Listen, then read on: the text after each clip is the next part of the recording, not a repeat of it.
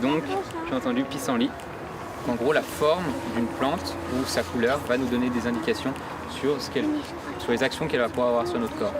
En l'occurrence, le pissenlit, c'est jaune, ça fait faire pipi.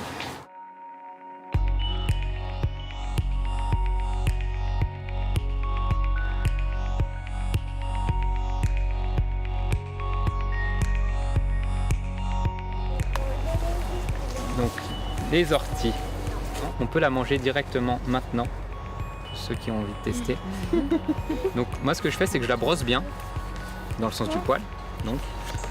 Sinon, elle s'énerve si on la brosse pas dans le sens du poil. Après, j'en fais une petite boulette que j'écrase entre les doigts et on peut la manger directement comme ça. Et apparemment, au niveau énergie que ça amène, 4 ou 5 boulettes comme j'ai fait là, ça équivaut à peu près à une barre de céréales. Donc, pour la randonnée, petit coup de mou ou quoi, d'aller cueillir des plantes sauvages, un des premiers rapports, je trouve, c'est d'aller prendre l'air. En fait, c'est juste ça, c'est bon pour le corps, à tout point de vue.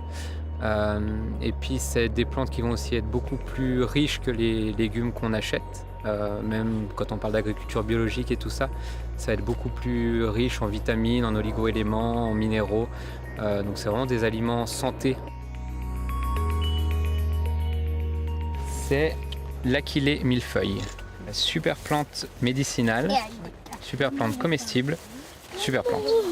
Si on se coupe, alors ça pour les enfants ça peut être pas mal aussi, si vous vous coupez, vous faites une égratignure, soit l'écraser soit la mâcher. Comme par hasard, à chaque saison, les plantes nous amènent les bons principes actifs par rapport aux maux dont on pourrait souffrir à chaque saison. Enfin voilà, c'est pas pour rien quoi.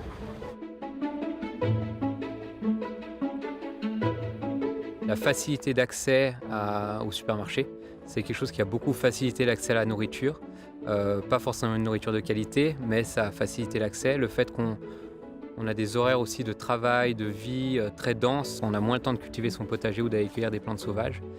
Et puis il y a le fait aussi qu'historiquement, ça a été les plantes sauvages, ou même quand on parle des légumes anciens, ça a été associé à la pauvreté. Et je pense qu'il y a aussi ce côté-là où manger des pissenlits, manger des orties, en tout cas à une période de l'histoire, ça a été considéré comme quelque chose de miséreux.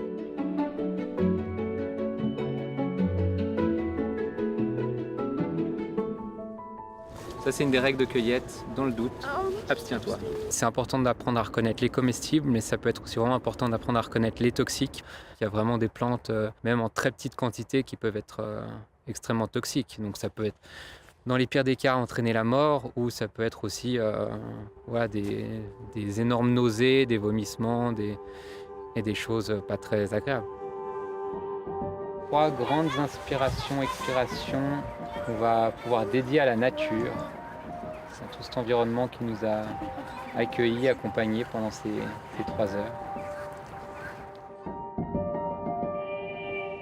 Pour moi, c'est vraiment accessible à tout le monde d'aller comme ça cueillir des plantes sauvages, l'ortie, le pissenlit, des plantes qu'en fait on connaît mais qu'on a oublié l'habitude et les gestes de cueillette et de préparation.